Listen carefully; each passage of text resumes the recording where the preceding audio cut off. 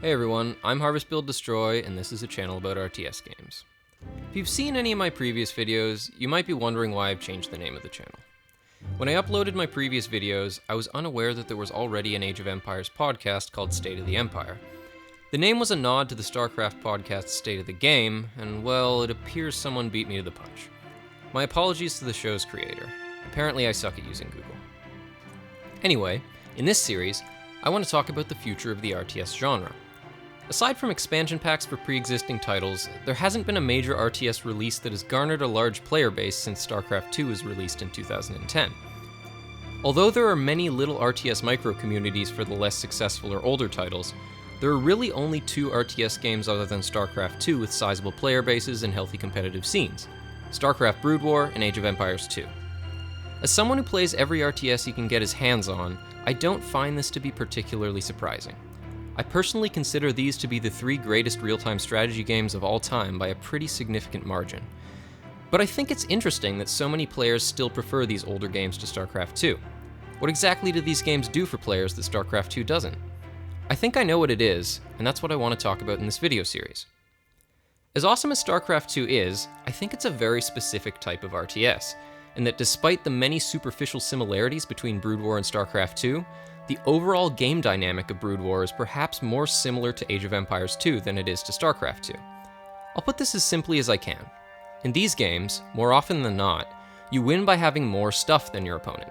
In StarCraft 2, it's a little more about having the right stuff. This isn't to say that having the right stuff isn't important in the older games, just that it can be overcome with numbers if you're out-macroing your opponent by enough of a margin. This almost never happens in StarCraft 2. StarCraft 2 compensates for this in many ingenious ways, but that's not the point I'm trying to make. The point I'm trying to make is that despite huge differences in their formulae, Brood War and Age of Empires 2 share a similar overall game dynamic that isn't quite the same in StarCraft 2. It's essentially impossible to macro perfectly in these games, and consequently, a player who has more of the wrong stuff can beat a player with less of the right stuff if the numbers advantage is large enough. The central question I want to answer in this video series is, if a modern competitive RTS game were to be designed with this overall dynamic in mind, what might it look like? After all, there seems to be a sizable audience for this type of game, and I think it's reasonable to suppose that it could coexist with StarCraft 2. For the purposes of this video, I'm going to refer to this type of RTS game as a macro RTS, and I'm going to refer to the category that StarCraft 2 belongs to as a micro RTS. I recognize that this is a drastic oversimplification, but I'm going to use this shorthand anyway for the sake of brevity. I put a lot of thought into what a modern macro RTS might look like, and come to a number of different conclusions. The first is that if such a game were to include a modern user interface, which realistically it probably should, then it would need to have at least 3 gatherable resources. In order to explain why this is, let's look at how StarCraft 2's more modern user interface fundamentally changes how macro works in comparison to Brood War. Shortly after StarCraft 2 was announced, there was a lively debate among prospective players about whether or not StarCraft 2 should feature certain quality of life improvements to the user interface that had been included in more recent RTS games.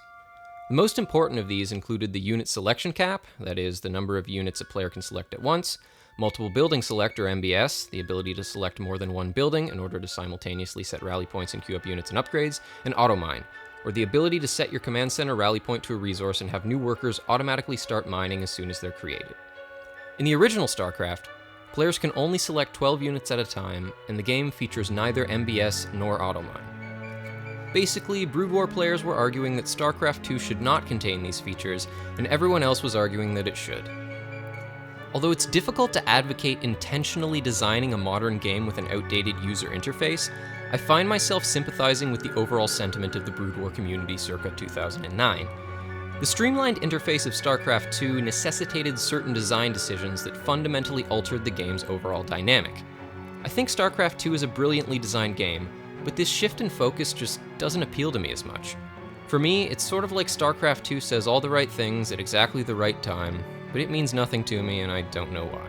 Except I do, and I'm going to tell you. To start to explain what I mean, let's look at how saturating your mineral patches is different in StarCraft 1 versus StarCraft 2. Let's imagine that you're a Terran player on 3 bases, and take a look at one production cycle of SCVs. There are a couple of different ways to hotkey this in Brood War, but let's suppose that you use the camera hotkeys, F2, F3, and F4. You press F2, click the command center, and hit the S hotkey to build an SCV. That's 3 actions right there, and you have to do that 3 times in quick succession for each base for a total of 9 actions. When the SCVs pop out, you have to press the F hotkey again, select the new SCV, and right-click on a mineral patch for an additional 3 actions times 3 bases. Add those 9 actions to the original 9, and you get a total of 18 actions. Bear in mind that you also have to take your screen away from whatever else you're doing at 2 precisely timed moments to continue to produce SCVs efficiently. Now let's compare that to StarCraft 2. In StarCraft 2, which features both MBS and AutoMine, you typically hotkey all of your orbital commands to one control group. Let's say you use 5. To complete a production cycle of SCVs in StarCraft 2, all you have to do is hit 5 and then hit the S hotkey 3 times to automatically queue up 3 SCVs, assuming you've already set your rally points to your mineral patches. That's a total of 4 actions. This shouldn't take you more than a second to perform, and you don't even have to move your screen. While this may still be difficult for newer players, the end result is that once you reach a certain skill level, players tend to have a pretty similar number of workers, and consequently, a pretty similar number of units. Economic advantages obviously still exist, but they tend to result more from having more bases than your opponent, or from having killed off some of your opponent's workers, rather than simply by having macroed more effectively.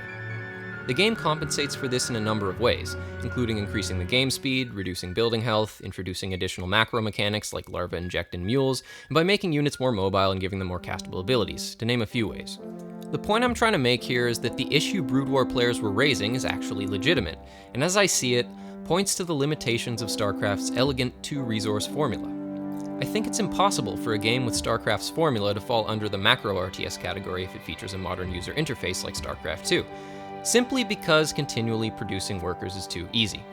To put it another way, StarCraft's economy is too simple to withstand the addition of a modern user interface without a shift in the overall game dynamic like we see in StarCraft 2. However, I think it's absolutely possible to design a macro RTS game with a modern user interface. It would just require a more complicated economy than StarCraft. To show you what I mean, I'm going to explain how Age of Empires 2 solves this problem through the game's economic formula. If you've seen my previous video on farms in Age of Empires, you may already have some idea of what I mean. Age of Empires 2 features both MBS and AutoMine, and although it features a selection cap, it's something like 40 units, compared to 12 in Brood War. And yet, managing your economy is even more difficult in Age of Empires 2 than it is in Brood War. Part of this arises from the fact that you end up creating close to twice as many workers throughout the course of a game of Age of Empires, but it's mostly due to the game's more complicated economic structure. The game features 4 rather than 2 gatherable resources, each with a very different function, which by design forces players to constantly shift the proportion of villagers gathering food, wood, gold, and stone as their needs change from one stage of the game to the next. This is effectively impossible to do perfectly, and requires players to retask villagers from one resource to another throughout the game. I want to note here the qualitative difference between this and Brood War. While it is difficult and requires many actions and lots of player attention to continually make worker units in Brood War, it doesn't actually require a strategic decision.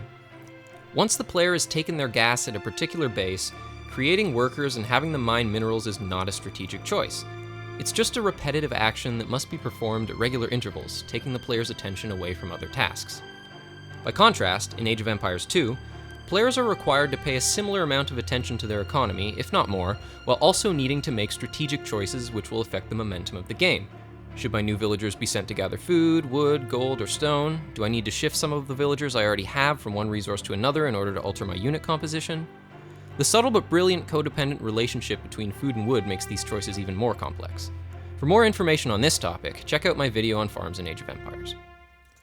For the purposes of this video, recall that in order to gather food in Age of Empires, players need to build farms, which cost wood, and that farms run out of food after a time and need to be replanted. It doesn't matter whether or not the game features MBS or AutoMine, because players will still need to decide where to send their new villagers, and in the case of food, they will always have to have their villagers manually construct farms, taking their attention away from other tasks, much like building SCVs in Brood War. Without the element of choice regarding worker production that the addition of a third resource introduces, I don't see another way of making the act of maintaining worker production difficult in an RTS game with a modern user interface. Alright, that's all for this video. In the next part, I'm going to talk about where the RTS genre has faltered in the past, focusing on the decade leading up to the release of StarCraft 2 in 2010. If you enjoyed this video, please consider rating, commenting, and subscribing. It really helps. See you soon.